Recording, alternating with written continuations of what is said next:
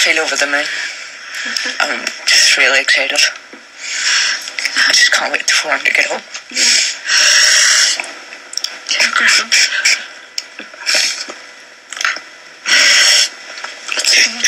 Alright, that's good. That's right. But he's coming home. Yes, he's coming home, and that's it. I'm really proud of him. I just can't wait. Yeah. I'll never let him go back here.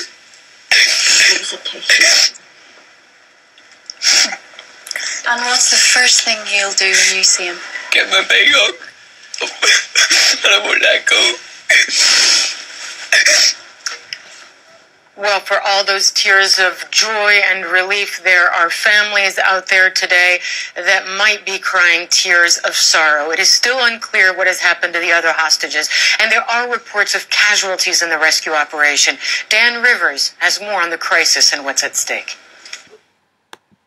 The In Amenas gas facility is the largest liquid gas project in Algeria, a huge investment in the desert, suddenly the scene of a desperate standoff. The terrorists ambushed some 20 Western workers as they were en route to a local airport. A British and Algerian worker were killed. A hostage crisis at the gas plant then ensued, Algerian forces surrounding the terrorists and their hostages. An excruciating time for this Irish family waiting to hear about the fate of Stephen McFall, but relief and tears as news the Irishman was free. I feel over the moon. I'm just really excited.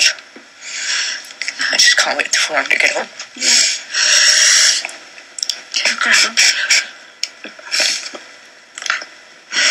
You can see just how isolated and featureless this part of Algeria is. The border is porous and unmarked. Much of southern Algeria is an empty desert.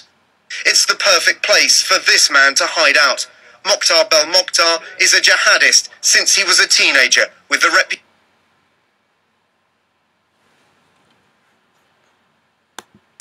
and a kidnapper who's eluded capture for years.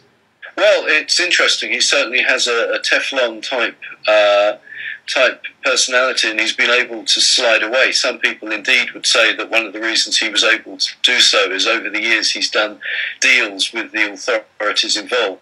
Mokhtar Belmokhtar got his first taste for Mujahideen fighting the Soviets in him fighting with the infamous group GIA and a later splinter group, the GSPC. After the end of the civil war in 1997, elements in the Islamic Maghreb and continued with their campaign of hostage-taking, a terrifying experience for those who survived. There was no shelter, there were no buildings, in a tent with a knife at my throat, and you'd all be watching it on CNN. The In Amenas gas field is near the border with Libya in the south of Algeria. Its remote location means getting accurate information about what's happening has been especially difficult.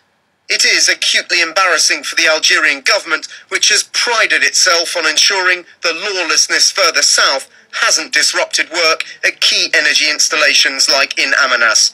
Now BP, Statoil and other oil companies will be urgently reviewing their security arrangements as violence in Mali seems to be spreading north. That was Dan Rivers. We're able to find out right now what is happening with this siege. Journalist Saeed Ben Ali joins me now on the line from Algiers in Algeria.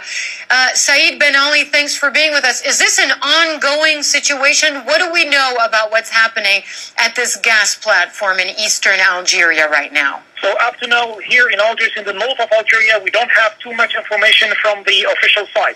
Yeah. So the Algerian government doesn't say a lot, it's silent. And up to today, with the only information we've been given inside the international Algerian press agency called APS is the 600, they've been talking about the figure of 600 hostages being all together released. So we don't know exactly how many foreigners. We know only about the Irishman and few British and a few Japanese. And we don't have the details of the others who've been kept there. And we don't know actually if the operation is totally finished or still going on. Now, Now, we heard earlier reports that in the initial phase of the Algerian military operation, that some hostages alongside kidnappers were killed as well.